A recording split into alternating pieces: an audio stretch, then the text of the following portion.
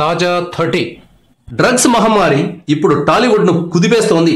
తెలుగు సినీ నటులపై ఉన్న గౌరవం దిగజారిపోయేలా వార్తలొస్తున్నాయి. కొందరు సినీ ప్రముఖుల పేర్లు ఈ డ్రగ్స్ కేసులో బయటకు వచ్చాయి. టాలీవుడ్ లో టాప్ డైరెక్టర్లలో ఒకరైన పూరి జగన్నాథ్, ఆయనతో కలిసి హీరోయిన్లను ఎంపిక చేసే ఏజెన్సీని నడుపుతున్న చార్మి పేర్లు కూడా ఈ జాబితాలో ఉన్నట్లు వార్తలొస్తున్నాయి. చార్మి కౌర్ తెలుగు తెరపై ఒకప్పుడు హీరోయిన్ గా ఒక వెలుగు వెలిగింది. కాలక్రమంలో షేప్ అవుట్ కావడం ఆమెకు మైనస్ పాయింట్ అయింది. హీరోయిన్ గా ఛాన్సులు కోల్పోయింది. డ్రగ్స్ కేసులో చార్మికి కూడా నోటీసులు అందినట్లు ప్రచారం జరుగుతోంది. ఈ వార్తల నేపథ్యంలో చార్మి ఒక ట్వీట్ చేసింది. మిమ్మల్ని ఎవరైనా దిగజార్చాలని, కిందకు దించాలని ప్రయత్నిస్తుంటే వారికంటే మీరు ఉన్నత స్థాయిలో ఉన్నట్టేనని చార్మి తన ట్వీట్లో తెలిపింది.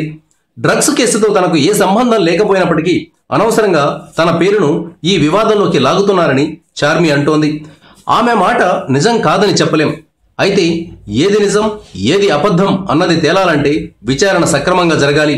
కానీ ఇప్పటికే డ్రగ్స్ కేసుల్లో పెద్ద తలకాయల పేర్లను తప్పించి చిన్న చిన్న వాళ్ళని ఇరికించారనే అనుమానం వస్తోంది. ఈ డ్రగ్స్ కేసును విచారణ జరుపుతున్న పోలీస్ ఆఫీసర్ సడన్ గా సెలవుపై వెళ్లడంతో ఈ అనుమానాలు మరింత నిజమవుతున్నాయి.